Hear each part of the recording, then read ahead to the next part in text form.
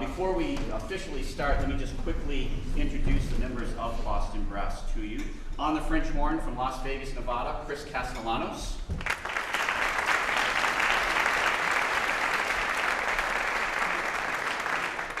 On the trombone from Caracas, Venezuela, Domingo Paluca.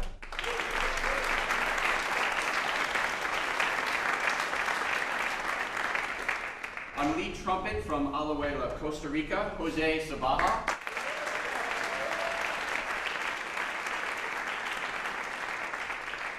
From Miami, Florida, on the tuba, the great Sam Palafian.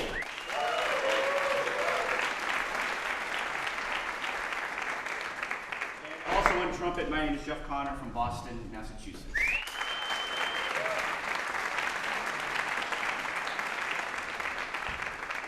Again, I was talking about the BU connection. I did my master's there, and I was so fortunate in my undergrad and graduate studies to have incredible teachers. My main teacher was Tim Morrison, so I mean, really need to say nothing about that. It was incredible what an amazing teacher he was for me. But I want to have Jose come up and talk to you a little bit about his teacher. He went to University of Miami and studied with Gil Johnson. And he has some, I want him to talk about the fundamentals and share some stories with you. Jose? Yes.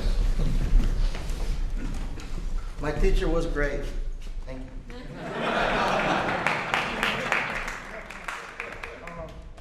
Well, good morning, and thank you for being here. I'm sorry we're not playing now, but we'll play later.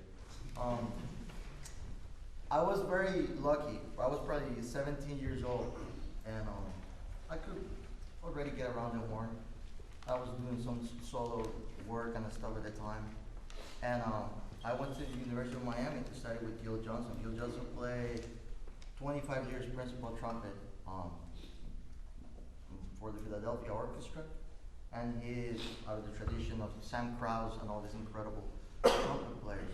And when I showed up, he was, oh yeah, sounds great, blah, blah, blah. Let me see how you do what you do. I sat down and I started playing. And he was like, I have good news and bad news. He said, the good news is that you sound great and you already sound great. The bad news is that we're going to have to change everything you're doing. I was like, oh my God. He said, basically I was playing really low. And he told me that I could keep doing that and my career was going to be really short. And I was going to start having problems with endurance as time went by, or I could, move it up and start playing with an efficient aperture, and I will have a much more successful career. So I thought it was going to be, okay, it's no problem. And I'll get back to why this is so important to me and so important to share with you guys. So what do you want me to bring for the lesson, next lesson? So he sat me down, he put the metronome at 60, he gave me a mirror, and he showed me what he wanted me to do for the next 2 or 3 months. All I had to do was play a G. That's all I was allowed to do in a lesson. I could not play an etude, I could not play a scale, I only had to play G for him. The whole hour I was there. Do it again. Do it again. Do it again. Do it again. So of course I would play some stuff when I was by myself. But the funny thing about this, fundamentals are so important. And especially this type of stuff that is, it's the first attack, the first note, the first sound happening right away every time. When you make that automatic, the rest of your playing improves. 2 months later, I was sounding 3 times better, and I was a way more efficient player because I took 3 months to spend only in basics. I'm not saying that you need to do that. That's a little extreme. But, and that was at the time what I needed because I was going through a huge change in my amateur. But that's how important basics are. Ultimately, the fun that we have with the instrument or the horrible time that we have with the instrument is up to us and what we do every morning when we pick up the trumpet. For those first 40 minutes, 45 minutes. So I talk to a lot of people, and they're like, oh, I play this, or I play that, blah, blah. Hey man, how much time do you spend playing basics? Oh, 15 minutes, oh, 10 minutes, oh, 5 minutes. It's like, you know, it's an uphill battle. If you're doing that, you gotta take care of your basics. That's the most important thing that we do every day. If there's nothing else you can do during the day, forget your edges, forget all of that. You gotta focus on your basics. That's the foundation of what we do. And I wanted to share this story because I was 17 and I was not patient. And I was really upset at times. And I would talk to my friends and especially my older friends. They were like, stick with it. Stick with it. Stick with it. And I'm glad I did, because I changed my career. I'm not saying that everything is perfect now, because we all have great days, bad days, we all have struggles with things, but it's a way more pleasant relationship with the trumpet. So yeah, if you guys, anything that I can leave you with today is that 5 minutes of basics, not cool. 10 minutes of basics, not cool. 15 minutes, we're getting somewhere every day. I'm sure you guys know all of this, but it's good to touch it and talk about it, so it gets fresh in your minds again, and you get to shed that way.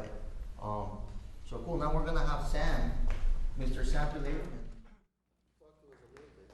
So, yeah, man, guys. Let's start with a tiny bit of business. If the BU trumpet players could come up, and the guys will help you set up, and they're going to be the demo for the class. And that's because everything that we've learned about private practice or studio teaching is scalable. It's completely scalable up to chamber music and then into sectionals for large ensembles, and large ensemble, large sectionals, half the group, winds, brass, and percussion. It's scalable to big band. It's scalable to marching groups. So everything that we learn on one instrument, we can sit there and figure out how to scale it up. And that's the biggest thing I learned in 44 years of college teaching. I just retired from that, and my retirement job is working full-time with the Boston Brass. It's the ultimate retirement gig because we travel. So we've heard a lot of you rehearse the trumpet ensemble music for this competition, but also for the ITEC at the tuba euphonium competition. And this weekend is the Eastern Trombone Workshop, and they have a trombone quartet component. So hearing like instrument ensembles and teaching them the scalability of the basics together and what happens when you build unanimity is an awesome, awesome thing. So the biggest thing to learn was that everything we learn in a practice room can be taken with us to a larger group, and we can feel as comfortable as we do after a good warm-up or after a good session of basics as a group. So if you've ever been to a Spanish brass clinic, you know that they do their basics together. We live apart, and we come back together early for every tour. So we have a certain amount of homework, and we're going to show you what that is. And there's apps that are involved that you need to know about that we can email and make sure it's up at the site so everybody can see the training apps that we use that are all available from the App Store. But this whole idea of getting down to the basics is extremely old. In 2015, we lost Rolf Smedvig. That was exactly what happened with Empire Brasses. The first coaches we ever had were great conductors. And the concertmaster of the Boston Symphony, Joseph Silverstein. They were great musicians and great coaches. At the same time, Gunther Schuller was there. He ran Tanglewood. And he said, you got to get a basics program, a technique program is what he called it, for yourselves. So that you all come, because you're put together. They put us together from a rehearsal of Bruckner 9th Symphony. And Bernstein was conducting, and he listened, and he heard these people that sounded the same in the brass section and put the group together. So the next day, the coach was Gunther Schuller, and he said, you start warming up together before all the orchestra rehearsals. You're going to be with me at 9:30 for a 10 o'clock rehearsal, that kind of thing. And he said, and we had to know all our scales, and you'll see why in a second.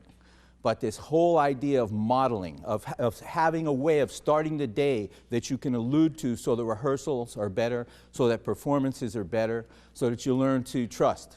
Because chamber music is all about building trust. And as trumpet players, you have to ask yourself a question. Why all those years when Herseth was principal trumpet did they have a rule that the trumpet section was going to be in the chairs early for the concert. Do you ever notice that? You ever go to Orchestra Hall when Herseth was first trumpet? 40 minutes ahead of time, they were sitting there. This is what we're going to do today, and let's watch out for this. Cover me here. And they got their heads together, and then the job started. So there's a countdown. And then there was a time when I was hanging out with Roger Bobo, who's really nice to me. He was like a big brother to me. So I was riding the bus in New York City after a great performance of Haydn by Tommy Stevens in the middle of a Zubin Mehta New York concert with the LA Philharmonic. And he played great, and he walked in, and his best buddy in the orchestra was Roger, and he looked at Roger and he said, "That was great because I had the best countdown I ever had." So what's a countdown? A countdown is the same with Empire. We used to put the tempo of the first tune on 10 minutes ahead of time and think about it and sing it and live that tempo. And then we walked out. Sometimes we were accused of marching in step because we had that tempo in our head of the first piece. What are those things? Why does Count Basie's band play the same tune? To this day, they play the same tune for the sound check every time because that's how they find it. So what it is trust, and what it is the group sound. So you have a sound that you're looking for all the time. And you find it, and then you have a good day. And when you can't find your sound, like when you get too nervous in a competition, that's when you get upset. You can't sound like you can't really function like that. Groups are the same way. Groups have signature sounds. So when Domingo Paliuca, the trombonist, and I joined the group more than 2 years ago, about 2.5 years ago, we started training. We started going back to the beginning and rebuilding the band since there were so many new faces in the band. And we're going to use the BU group. Thanks for doing this. So I taught there for 20 years, and this is a flashback for me because the weather's so bad in Boston that practicing is just a gimme. It's much more fun to practice than walk out the door. So it's good. It's a good place for practice freaks. So just to get us oriented, could you play us like 30 seconds to a minute of anything? Just start something that you're huddles. Emotionally ready. Here we go.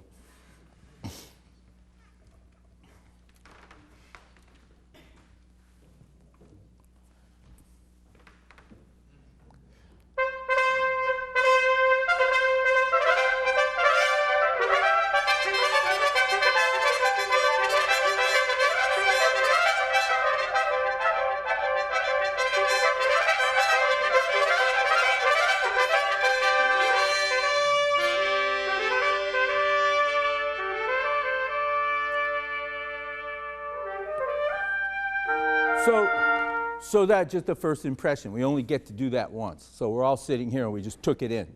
And yeah, I studied with Terry. They all studied with you, Terry? Yep. So it's an awesome thing. It's like a monster of the Midway. Mount Rushmore's back there. So that's awesome. Let's just get down to business and make sure we're in the same pitch place, because among other things, he's lower than everybody else. You hear that? So the name of this class is Do You Hear What I Hear? Got it? So because you want to be that guy, that pair of ears that's in your practice room or your coaching or you're playing duets with a friend. The ear you bring is how far you're going to go in that rehearsal. That's how you're going to go as far in music as you can hear. So if you're not daily ear training, that's not a class. That's a lifestyle. So make sure you're doing that. So let's do a trumpet, a C concert scale. Okay, so we're going C concert, and we'll start with the two of you guys. And we're going to go to the ninth. We'll do a one note past the octave, and we'll go mezzo, piano, or comfortable. Everything is a dotted half note, all right? And we're basically going to do an active intonation study. So long ago, we learned that it's cool to say everybody's going to be 440, but we need to create an environment to live in and make sure we're really comfortable. So part of the rebuild is that. Let's start with a low C major scale, so we're going to a D and coming back down, everybody. And hold the last note when you get there. 1, 2. Just these two people. 1, 2. You start.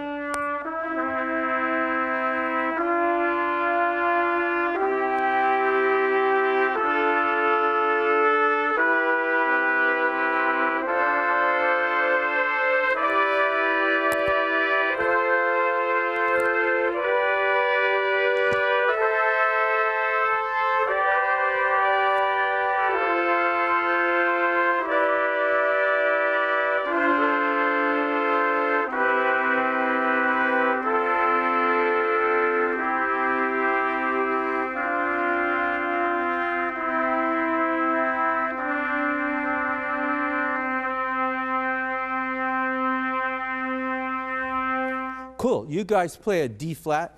You play a trumpet, a concert D flat. You play a C, and we'll trade places. C, D flat, low one. Right?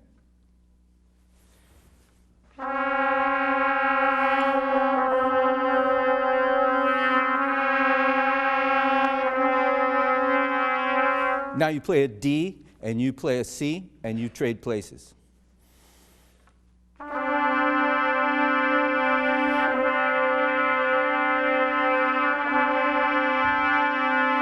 Back to the D flat and C.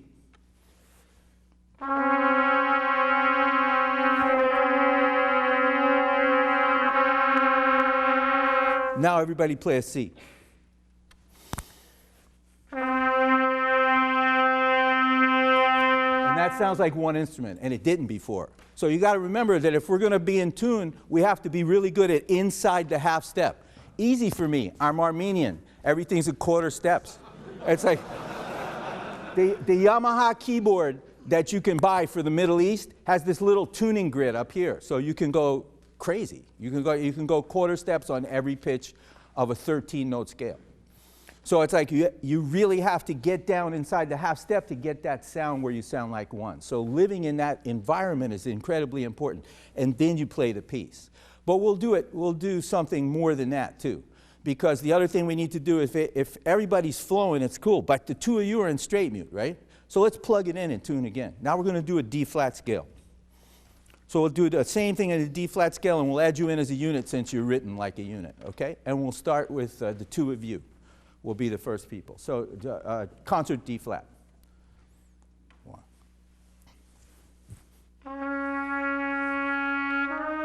Just one.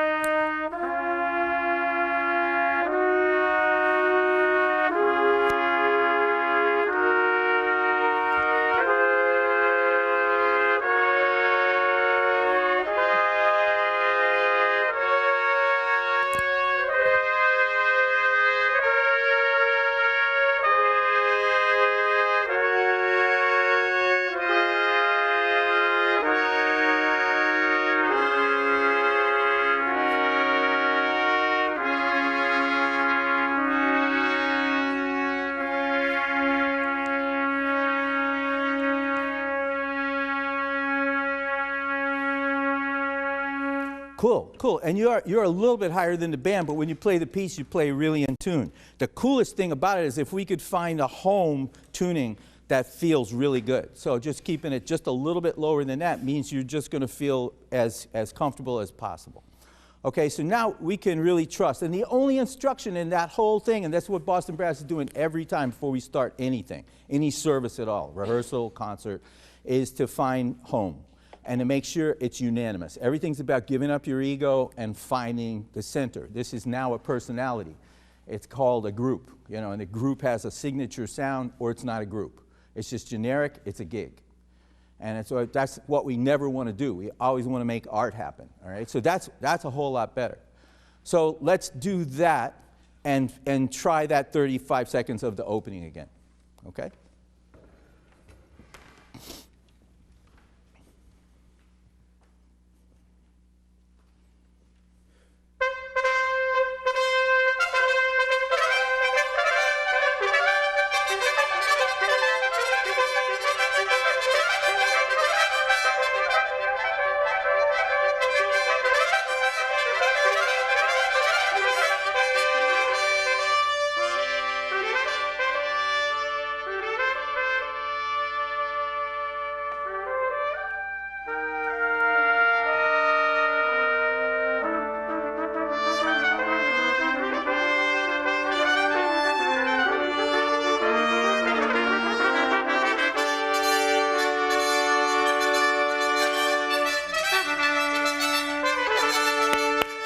Awesome. Awesomely better.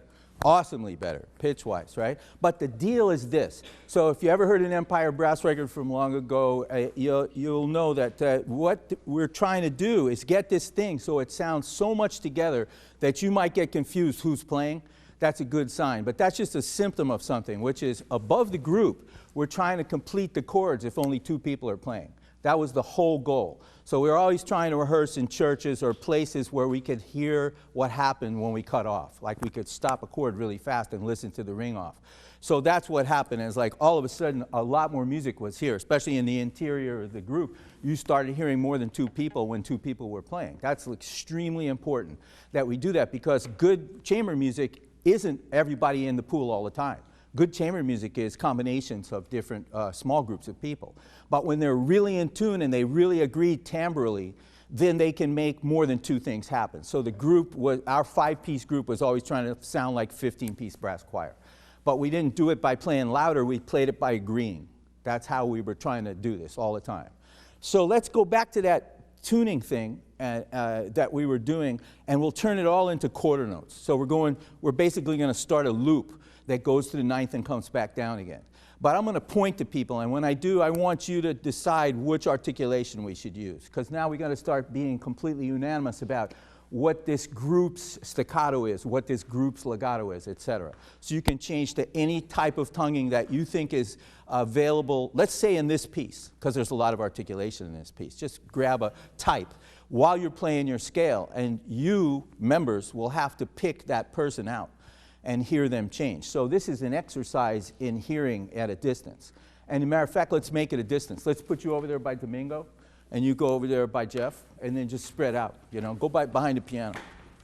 All right, so now we start an exercise loop in which we learn to locate who's got the ball.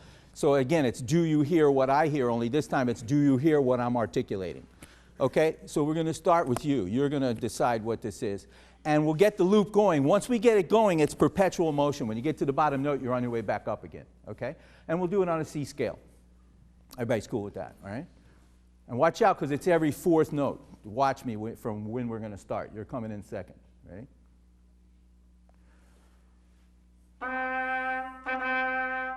So you can, yeah, I want you to only use quarter notes. So we're not going to do repeated articulations, not yet. All right? Types.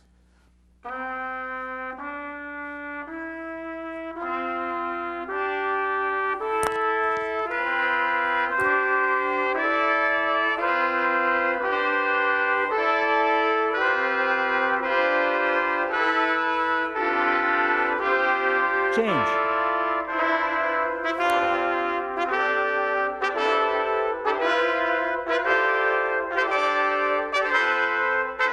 Change.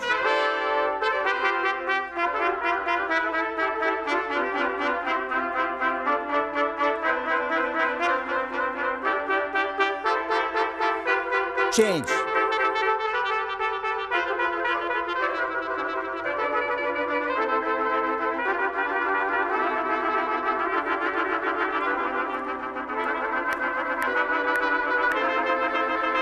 Change.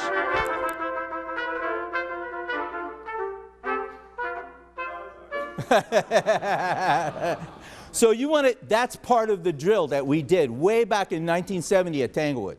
That's what we were doing. That's what Gunther set into motion that day, which is that we're going to have to think like one person, then we're going to have to be really fast on our feet and do that. So we sit there, and the other thing is, in a like instrument ensemble, it can be really difficult. The better you get at pitch, the better you get at matching colors, is to pick out who's got the ball, who's going to be the articulation changer. You have to be able to find that person in the group. And so having these kinds of things where you use the whole rehearsal room to look at down each other's bell and figure it out. Then go back into the ensemble setup and see if you can find that. Let's get back inside that setup for a second.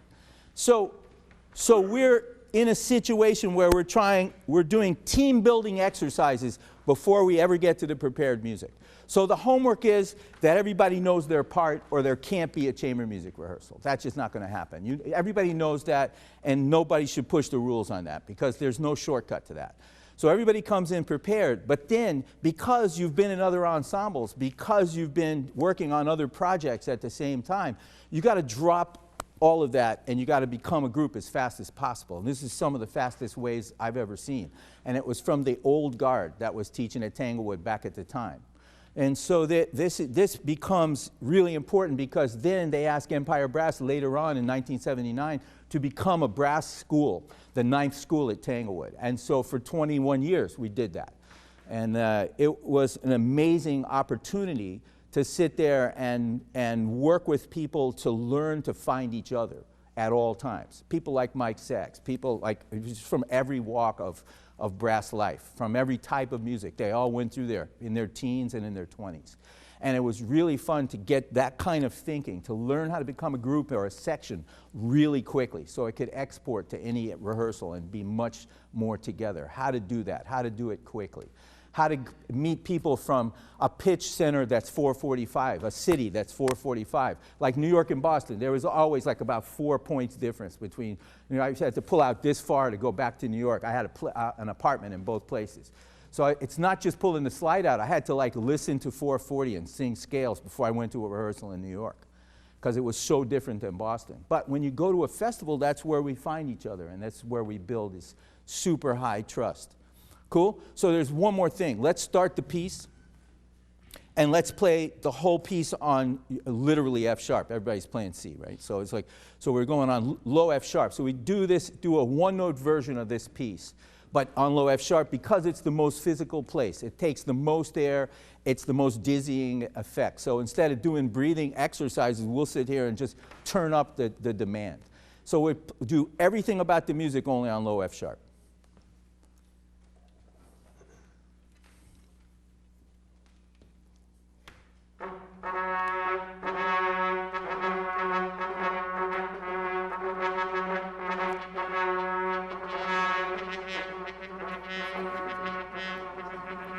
Yes, always a cause for laughter. So you got to sing this song in your head while you're doing the low F sharp, and you got to expend a lot more air than you usually do, or this is not going to connect, which it's not right now. So bigger breaths, bigger use of the air, bigger let it happen. All right? Use tuba air, man. I'm not kidding. You have to use tuba air. You gotta. There's what the difference. When we're playing the trumpet, we get to this place. And I have a lot of colleagues that disagree with me, but we get to this place, which is a complacent place, with our air. How little air can I use to play the trumpet? And that's not cool, because your sound suffers, your endurance suffers, what suffers the most is the articulation. Everything starts getting to this place. So waste your air. Waste it. Doesn't matter what sound comes out. Waste the air.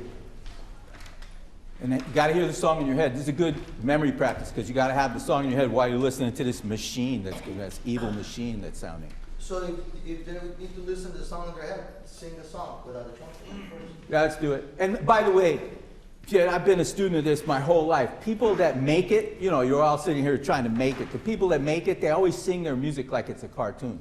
They sing in an exaggerated fashion to really get the amount of exaggeration into the music that's going to be necessary to travel all the way to you up in the balcony. So let's sing this like it's an animation, like a cartoon. Really sing it. All right? Don't worry about looking stupid. We all picked this instrument. You know, we're doing it. Hey, man. Let's do it. Now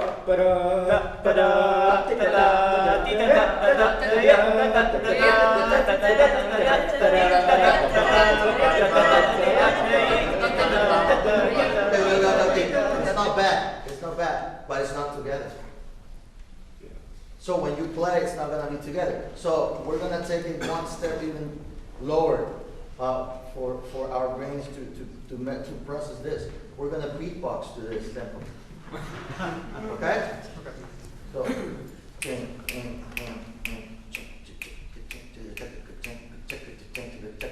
pick any rhythm and beatbox to it. So is that true that it's, what'd you rehearse it at, 96? 130. Oh, really? Oh, we're in. 130. 130, you got it. So let's get rid of that. We'll sing beatbox to that. Loud. 1, 2,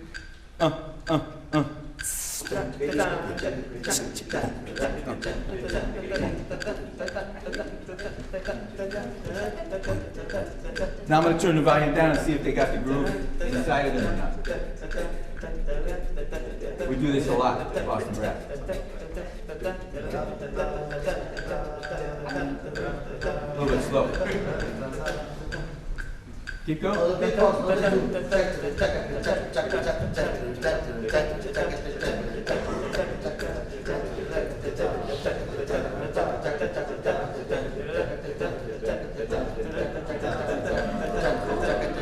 Too fast. We're getting there. Okay, cool. So it's called triangulation. In gymnastics, they make you overshoot the bar on purpose. They have spotters, thank God. And then they undershoot the bar, and then after that, the instruction from the coach is always the same thing. Okay, now just grab the bar. And from there, for weeks, they'll always grab the bar, whether they can see it or not. So you overshoot it, you undershoot it. So when a tempo goes under and then over, we're going to be fine. But we have to agree on that. My first teaching job was at Berkeley, and all the big bands were slowing every single thing down that we counted off. So we started, Phil Wilson, the great teacher at Berkeley, he said, this is it. We're going to beatbox for 2 minutes, every tempo, and everybody learned it. By the end of one semester, it took 20 seconds for people to beatbox and own the tempo. That's what we do. And it's easy when you got Ricky Martin's 8-year trumpet player in the band. So that's one of the things, is tempo belief, right? So now, let's sing the piece, but let's sing the piece primal. So here's the tempo, and then we're going to do this with cha. So that's full body commitment. Let me say cha cha cha cha cha cha cha cha cha cha cha. It's like super primal. So if you were in a van with the Empire Brass going down the road in 1976 and we got pulled over for a DUI, it wasn't a DUI. we were just trying the music, and so we showed the state trooper that we were doing that, and we got out of the ticket. So everybody got the tempo, right? And cha, like full body commitment. Sing 1, go. Cha cha cha cha cha cha cha cha.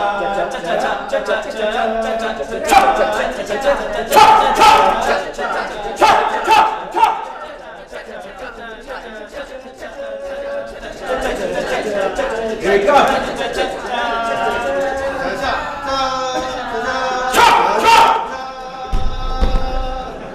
Got it. Cool. So now play the piece. This puts you in a mood of commitment. If you're backstage and you're worried about a show, it's Carnegie Hall or something that's making you nervous, this gets rid of it. I work for the Blue Devils in the summertime. This is what we're doing at the line before we go out. Anybody starts to look like a deer in the headlights, it's cha time. All right? Let's do it. Let's do the piece.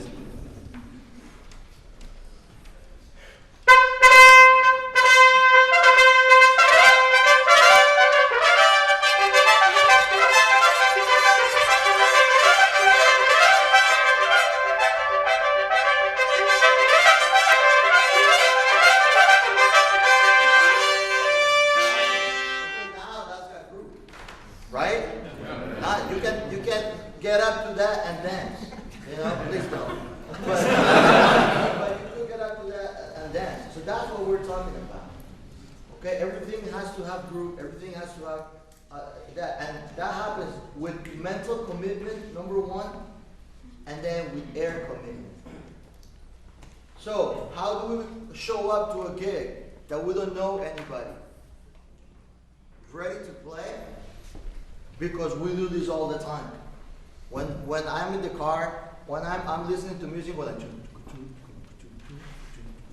mentally, you know? Turn the volume down, turn it back up, see if you're still on the groove. It's important. He used the word primal. That's the most primal thing in music. This is a given. Especially when you play Latin music, if you show up and if this is not a given, they look at you, they're like, guess it's not coming back.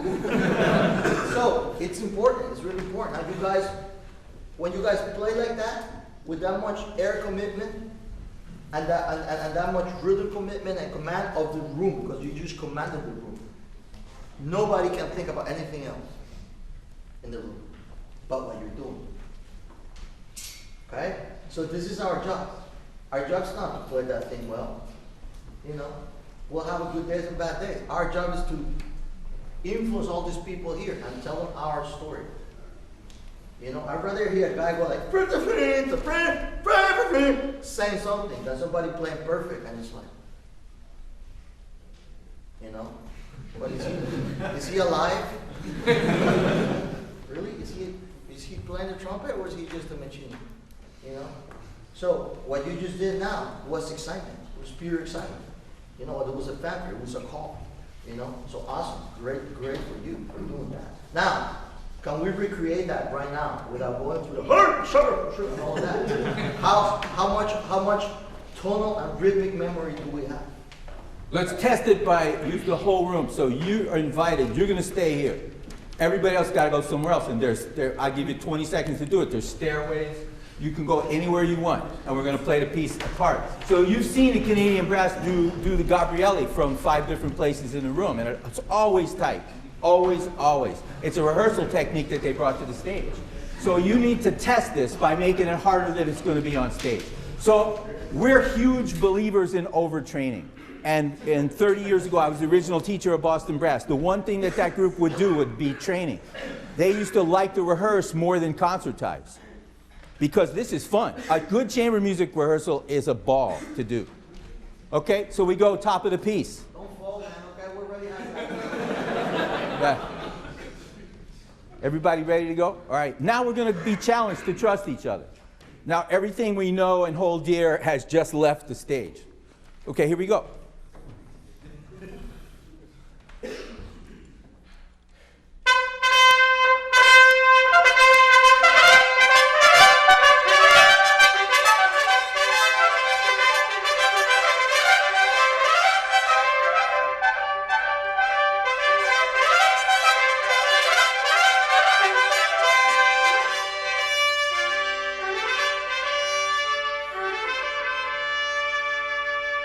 Okay, so now we know how we're going to shoot the video. But if you were listening really carefully, you are a little bit careful about the time. So you're slightly behind everybody else, and that's what you want to eradicate. It's like really hard to stand there alone, too many feet away to let your ears be your guide. And you know there's somewhere in the space here, there's another mute that you're supposed to be playing with, right? But that doesn't matter. If they set the time, you put the machine on, and that's the trust part of this. The trust part of this is when we can't hear each other. So people that go out on the field, they got to go from 10 to 10 or 20 to 20. It's only pure trust that's ever going to do that. And the ability to listen far away. So let's get back together again. And then we're going to take the challenge, which is that we're cold going to celebrate the fact that we can hear each other. So instead of talking a lot in rehearsal, you want to create scenarios that build the band without talking. Any of these activities are really more valuable than talking about it, always. And when there's not a coach in the room, you want to be doing things like that. He's nervous about falling because we did a junior high clinic and these 2 kids were horsing around and he knocked the girl into the pit and she didn't move for about 30 seconds. That's the longest 30 seconds ever. She's fine. She came to the concert that night. Everything's cool, but. Okay? So now it's performance mode. And like we were just at an Alan Bazzuti clinic in Seattle and it's like, again, another person talking about the same thing, which is stay in the now. So now we're having a great time. All your friends are together. There's a strength in that. You can feel the identity of the group around you and you're going to celebrate. But stay right where you are. Don't suffer anything that happened before and don't worry about any note that's coming. It's right now. And that's a technique that you need to know as a player, but as a group, the group has to have that. Okay?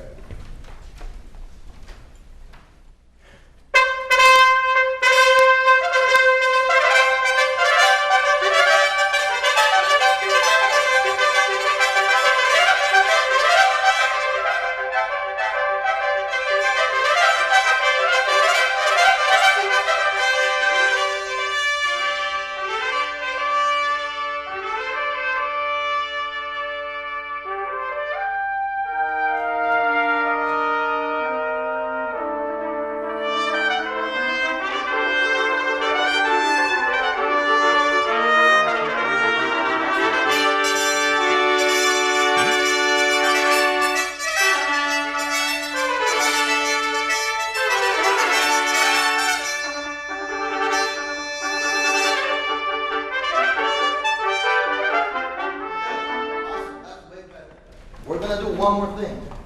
We're doing one more thing. I want you to do the whole thing from the beginning. On air. Just air on your hand. and you're gonna waste your air. You're gonna breathe whatever you need to breathe, forget the breathing in the music. Whenever you're dying, you take a breath, doesn't matter where it is. But I want you to keep time, and I want you to be loud so you guys can hear each other. And keep and feel rhythm, so. Okay? This is to get tension out. It's not about how to blow an instrument, that's for sure. But the biggest thing about it is, we have advanced players up here. So as soon as you become competent ear-wise, that means you can do the last part of what Jose is asking you to do, which is imagine yourself playing while you're doing the air. Imagine yourself playing with a better sound articulation and musicality than you've ever played in your whole life. Better than you just played. So if everybody is able to imagine that, then the next time we play, there's 5 different improvements, 6 improvements.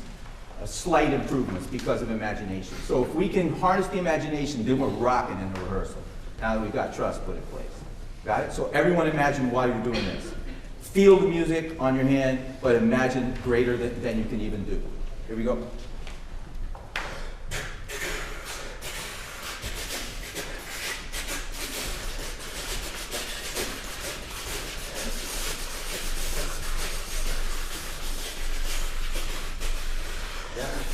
Okay, let's start.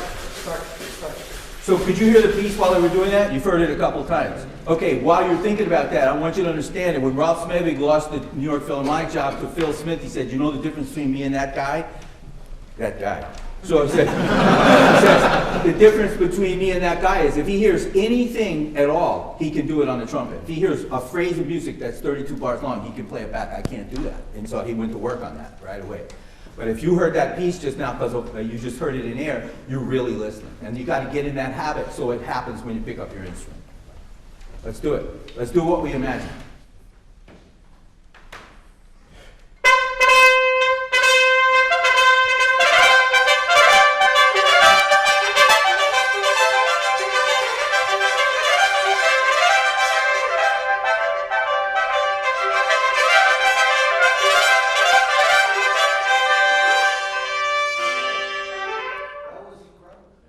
So, Right? everybody heard what they assigned themselves, right? Everybody heard what lesson they gave themselves.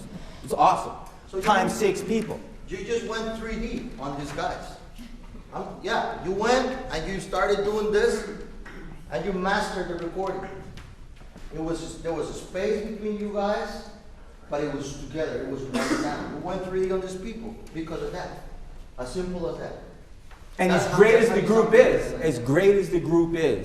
the group's greater now. So in other words, how you rehearse is everything. It should get to the point where you can't wait for rehearsal. It's like what you feel about concerts now. I can't wait to get in that room and see where we go today. That's exactly what every chamber music group is about. They're addicted to that. And going out on stage is a chance for you to check where they are today and where they are next Saturday. And where they are. That's the biggest thing you can do in a group is to create forward motion and then keep working without a map. If you're working without a map. Chris? Yeah, man. What Sam was talking about is what I want to kind of go into just for a few minutes. I just wanted to talk to you guys a little bit about, and actually what you guys just showed us is it's a huge difference between the first time they played and this time. But for me, the biggest difference happened after all of the beatboxing and then the cha thing. You know, because Sam was up here having fun. They were having fun. I saw people grooving and stuff like that. And what I want to start talking about a little bit is about just bringing it back to bringing all music back to having a good time. You know, I think that not only did the time get better and all that stuff because of the time practicing, but because they started having a good time up here, and it became less about being perfect and being afraid to miss a note or something like that, and then they loosened up, you know what I mean, and started having fun with it. And it sounded more exciting when they were playing. I'm from Las Vegas, and I'm kind of an all or nothing kind of personality. You know, I don't know if any of you experience this, but like, I'm the kind of person who my wife has to grocery shop, because if I go grocery shopping, I'll buy like the whole store, and I'll eat the whole store that night. And I won't have any food the next day, so she's like my regulator. I either don't or I do. But when I do like non-stop until I finish, you know? So I mean, I'm trying to get to a motivation point of view. We all, myself included, when we're students and even professionals, we get into this thing where it's easy to get unmotivated. You know, we get into this like routine, and then it's like it becomes not boring, but you're not excited about it anymore. You know what I mean? Because maybe you've been working on something and you don't have a performance outlet. You're just rehearsing and rehearsing, and then after a while, it's just like, okay, this song again? Okay, whatever. You know? And we have to do things. There are things that we can do that can like motivate ourselves to get out of that rut. You know what I mean? So we can start getting excited about stuff again. And for me, it still happens. You know, I'll have a big performance coming up, and I'll gear up for it, and the thing will happen, and I'll go home, and I'll say, I know I need to practice, but I'm gonna play with my son for a little bit. Next thing I know, I played like Hot Wheels for the whole day, and I didn't touch my horn. You know what I mean? So it's like I need to make sure that I create experiences for myself that and kind of like little jobs for myself that are gonna make things fun. And so things that I like to do are like be creative at home, you know, and that can be, being creative at home can be if you want to decide to write something for yourself. And a lot of times when we write something for ourselves, even if you're not a writer, if you're not like an arranger or anything like that, I didn't go to school for arranging, I never took an arranging class or a writing class, but I do a lot of the writing for Boston Brass now. And the reason I can do that is because I used to do it for myself all the time to stay motivated. I had a rehearsal group when I was in college. You know, my buddies, we never performed in a theater or anything like that with our quintet, but we called ourselves, it's not exactly correct or anything, but we called ourselves the Mafioso Brats. And the reason for that is because during Christmas time, and sometimes we'd go on a trip and stuff, and we'd just show up and we'd play a song and then we'd jet. You know what I mean? So it was like we used to call it like our drive-by concert. And so we'd go into the mall or something like that during Christmas time, we'd play one tune and we'd leave before they could kick us out. You know? Or we'd go on the Las Vegas Strip and we'd play a couple tunes and like see if we could get some bread or something like that. But I mean, here's the thing is I started arranging stuff for that group. And it was just a rehearsal group really that met once a week, but we had a good time playing. So there was no pressure, there was nothing, it was just fun. You know, another thing that I like to do is create challenges for myself where it's like I like to record myself all the time. You guys record yourselves all the time, I'm sure. Whether you listen to it or not, that's another thing. But I mean, we all the time we play differently. I'm not going to say better or worse, but we play differently when we know that the red light is on. You know what I mean? So if we're in, and it doesn't even matter if you think somebody's going to listen to it or not later on, you just play differently. You know, so you have to get used to that kind of mental pressure that happens during a performance, and something that you can do that can help that, and it makes it more fun, is if every rehearsal that you got, you know, it's like take the voice recorder on your phone or whatever it is, and just drop it next to your seat or put it on your stand and record rehearsal. You know, you'll make sure that everything counts. When you're playing, you won't let a phrase go by, whatever, I'll get it next time, or whatever it is, you know what I mean? Or I'm thinking about whether I left the stove on at home or something like that. I mean, you'll think about playing, and that's it, if you do that kind of thing. So, I mean, another thing is, if you feel like you don't have an outlet for performance all the time, if you feel like you're just rehearsing all the time, well, that's not necessarily true, right? I mean, where do we have an outlet to the entire world all the time now? Yeah, YouTube, you know? And guess what's free to start your own channel? YouTube. You know what I'm saying? So, I mean, it's like, start setting goals for yourself, like, you know what, I'm going to start my own YouTube channel, and every other week, every 2 weeks, I'm going to put up an etude, you know? Now you're going to work on that etude a little bit differently, because you know, you don't know who's going to see that, you know? But you can put yourself out there in front of a worldwide audience, and you've got a chance to put something great up. And if it doesn't sound great, you don't have to put it up. But I mean, at least set that goal for yourself, so that maybe you can put something great up. And then 2 weeks later, you got a new goal. Okay, my teacher assigned this to me. guess what? I'm going to record it and I'm going to put it up. That's going to make you, I mean, if the end goal is that something is going to be up there forever until you take it down or something, then that's a much bigger end goal than just playing it in a lesson, you know? So, I mean, here's the thing. Wherever you're going to school or whatever you're doing right now, you're only getting out of it what you put into it. I don't care who your teacher is. I don't care how good your ensembles are or anything like that. It's up to you. It's up to you to set challenges for yourself, and it's up to you to like hold your own feet to the fire all the time. You know, because you're only going to get out of school and out of your career what you put into it. And so it's those kind of like little, I mean, there's a ton of other things that you can do to keep yourself motivated, but keeping yourself motivated is key, you know, because it's just like the gym. I mean, it's like the hardest thing to do is get started. And then if you're going great for a month and you're just like, you know what, I've been doing great for a month. I'm going to give myself the weekend off. Well, guess what happens after the weekend off? You got to start again. And it's really hard to start again, right? It's like, so I mean, the best thing to do is when you're just not feeling it, you need to still play, but just do something else. Play something else, create something. Be a creator instead of a consumer for a little bit. You know, that's going to help you. So I just wanted to bring that up because I've been where, I mean, we've all been where all of you guys are right now. And we all understand like that sometimes it's just, it gets a little bit old. You know what I mean? And it's like you need something else to do. But it's up to you to create that something else and motivate yourself. So. Thanks, Chris.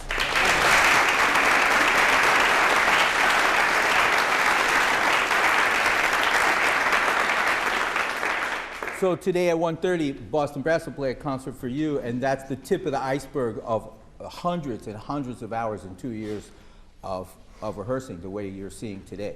So, and the other thing about it is we have a whole app suite that we're using, and I want to tell you about it. And we're also going to get it through Fred Powell. We'll get it so it goes up at the NTC site, a screenshot. But there's an app called Better Ears. They used to be called Von Karajan. It's called Better Ears, and it's an ear training program. It does everything. It goes all the way up to professional level. So when I was producing records, I would listen to that all day on the way to the gig, and my ears would be turned on. But what we do is we promise ourselves we're going to spend minutes a day doing that on the way to a chamber music rehearsal especially, and we bring Better Ears to that rehearsal. So it's called Better Ears. The other one's called Drum School, and it is the grooves. So you can learn the grooves, you know, that are around that particular piece of music, and there's thousands of them for $5 on that, and then a good metronome that stays steady and has great subdivision. You can choose that one. But those are incredibly important. There's a decibel meter that's free. That's an app. And it's like just to see if, are you really playing as loud as you think you are? There's a lot of lessons in that. But this idea of having digital homework for us keeps this group together out in space. And Jose, Chris, and I write the arrangements. As soon as we're done with them, everybody has them. And they'll also have an MP3 to do music -1 and start the memorization process. So in other words, we're living all of us out here are living two lives. We have a digital life and we have a real life. The digital life can be musically improving like crazy if you've got the right apps on the phone. And the other thing is, before we get done, can't thank you enough for being brave enough to be the guinea pigs today.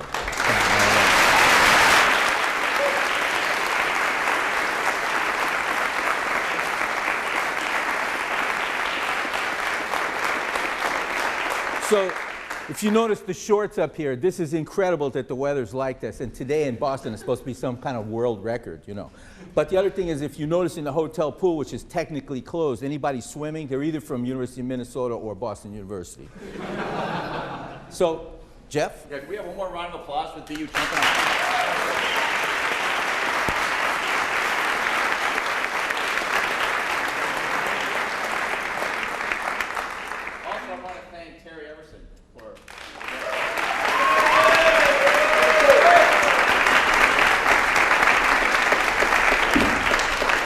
Bravo, man. A few minutes left. We'll see if anybody has born leader, man. Born leader. Bravo, bravo, bravo. Any questions? Well, I do. I'm going to put a plug in. Nobody has any questions. Get things started. There's a question. Okay, go ahead.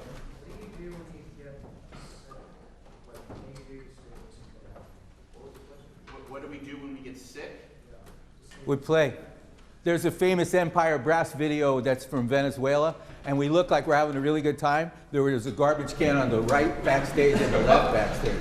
We ate some kind of oysters, I don't know what it was, but people were puking and coming back on stage. And that's the same with this. That's happened before. There's no suds, there's no cut. I don't remember a whole concert of Boston Brass.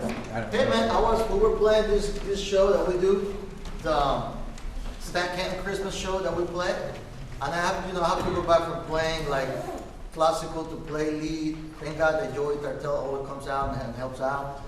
But my man over here is like, oh, Steak and Shake is great, man. We're gonna go to Steak and Shake.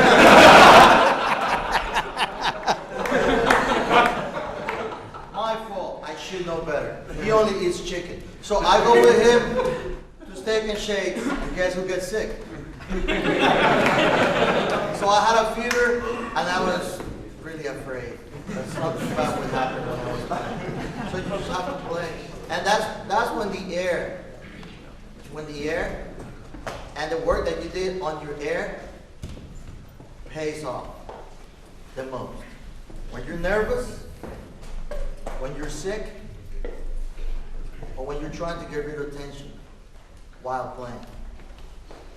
And that's why it's so dangerous to go into this comfort zone of using okay air. Because when one of those elements is not there, we're going to have a really bad time.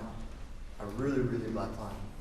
So, yeah, I could play with a lot less air at the trumpet. I'm sure I can. I choose not to. Because I'm preparing for the bad days. I'm trying to prepare for the bad days. Even when I'm performing, I'm trying to prepare for that bad day. For me not to die while I'm playing trumpet. And if you ever forget what a great breath feels like, just force yourself to yawn. You know? I mean, I do that backstage all the time. If I'm feeling funky, if I'm feeling tight, or if I'm feeling like, see, I just made everybody yawn. Yeah, I mean, if something doesn't feel right, I learned this from one of my horn teachers in Vegas, because she's the calmest person I ever met. And she, not only that, but she's the kind of person who's like super low maintenance. So she'll come in on a gig, she'll be like, oh yeah, I haven't played for a little bit, so forgive me. And then she sounds like a god, you know? And it's like, because she always breathes great. And she's like, Chris, you know, if I'm not feeling right, she's like, Chris, we need to yawn. You need to yawn. And I'll go backstage, and that warm feeling comes over you and stuff, and that's what's going to help you out a lot. So. One of the coolest things about NTC is it's created an environment along with Eastern Trombone Workshop and a lot of the organizations where they've set goals for small ensembles. They've made chamber music happen and all around the country because of this. And it's really cool to go on tour and see how much excitement there is. Way in the football fall, everybody's having a great time rehearsing, getting ready.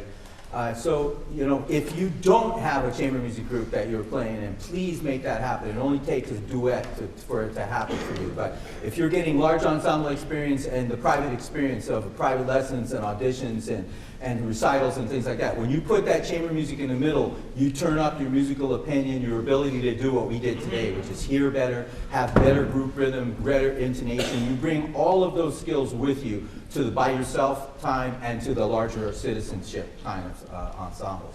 So if you don't have it in your diet, put it in your diet. Thank you to NTC for 25 years of putting it in people's diets. But that's what we're all about, and we see that the greatest high school bands, they spend January doing chamber music before they get serious about concert, music. So please live that lifestyle. Get that in your diet. Another question? Yes? Do y'all have a favorite concert or that y'all have done so far, or favorite specific piece? A favorite concert or a specific piece? I think all of us have had favorite concerts, favorite places that we go. For myself, it's Singapore. Yeah, we go at Young Soto Conservatory over there. We have a great time. We go every other year. We have a visiting residency over there. I think all of us just have different places, and every concert we do is fun. We get excited for. Just what Sam was saying. I mean, we think about where we are, just the people that we meet, the people we're going to play for. Whenever we perform, we like having the lights in the hall on, because we want that interaction, with the audience. There was an Empire Brass concert that was live to 160 million people in the Soviet Union on the only channel on television in 11 time zones. And to me, that was the greatest thing I ever did. But Jeff Kernow, who now plays trumpet in the Philly Orchestra, he'll tell you that's the worst concert he ever played because it was the first concert he ever played, and the announcer said that. Did you know that at intermission he interviewed Jeff? Jeff smiled, turned around, went in the bathroom, and threw up, and then we played the second game. So one man's roses, you know.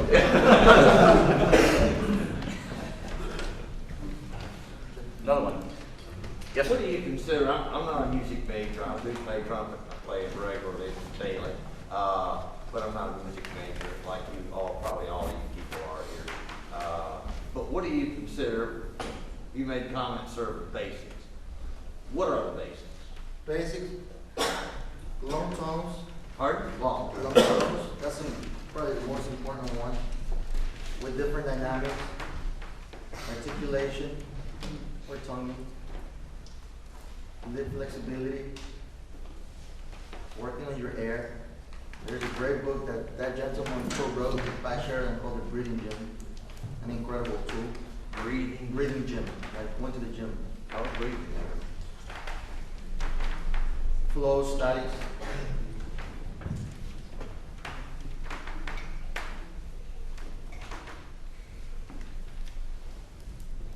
I never knew that when all the trumpet players get together in a room, they're quiet. This is outrageous. Is it because at a tuba convention, you can hear the cans of beer popping. It doesn't matter where you are. I always wanted to have a company which had beer cages made out of wire coat hangers and sell them at the convention, but they wouldn't let me do it. So you could put it in the back of the tuba.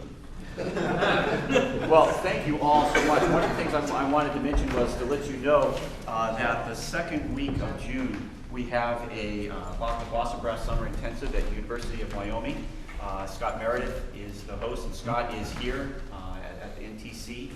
So if you see him, he's right back there. If you want to get any information from him, it's a week-long chamber music seminar. It's small ensemble, large ensemble. Is for college students. The morning, it's 8,000 feet every day. Starts out with outside with Sam doing the breathing gym. This year we're going to have as our special guest Tim Morrison. He's going to be there doing some orchestral rep classes and some conducting with the ensembles and coaching with the ensembles. So we're really looking forward to that. You can see any of the guys, ask Scott, if you want any information, it's on our Facebook page, on our website, and at the University of Wyoming School of Music website as well. Again, thank you to everybody at NTC for inviting us here. It's an absolute privilege for us. We're honored to be part of such a great organization, such a great event. Thank you all for coming out this morning, and we hope you see all of you at our concert this afternoon. And also want to give special thanks to Jupiter EXO for their support and also in getting us here. So again, thank you all.